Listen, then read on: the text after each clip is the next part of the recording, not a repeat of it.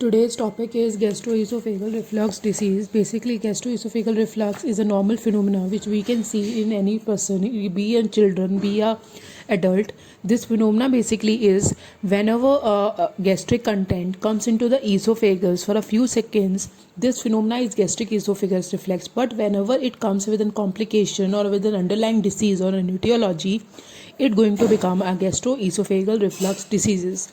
So what basically understanding before it, we have to understand the anatomy and physiology.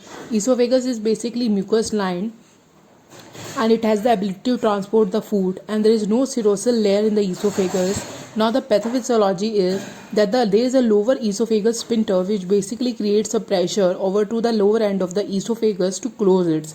So the gastric content basically passes over the esophagus. Whenever this reflex occurs, if it is deficient to create the pressure, it will lead to these diseases. Now, the pathophysiology also says the common causes for it to be pyloric stenosis, that is the enlargement of the pylorus part because of an hypertrophication or because of any motility disorder, that is like peristalsis will not be efficient enough over here, or it could be because of an incompetent lower esophageal sphincter.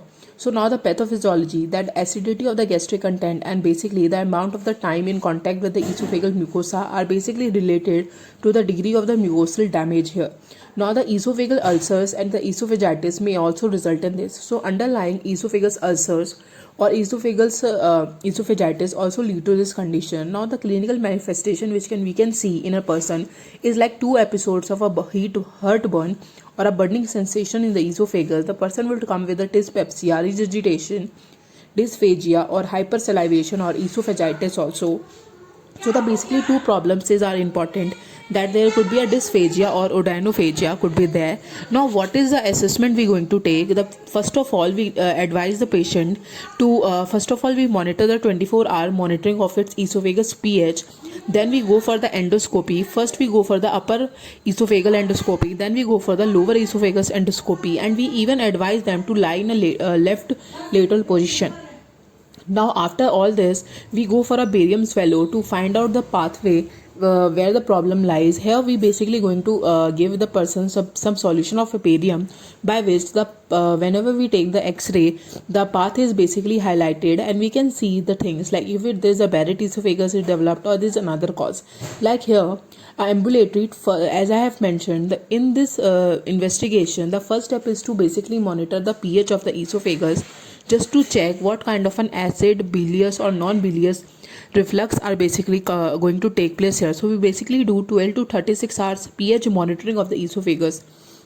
The second thing is the bilirubin monitoring, which is very important to basically check the bilious and the non-bilious content. As if there is a bilious content, it is saying that the ampulla of water, beyond the ampulla of water, the lesion is there, and if it is occurring non-bilious, then there is a lesion above the non-bilious, above the ampulla of water. Now the medical management is basically we advise them to take a effective diet which is devoid of caffeine, tobacco, beer, milk, foods, and we basically advise them to eat clean, or to advise them to eating or drinking at least before 2 hours before the bed.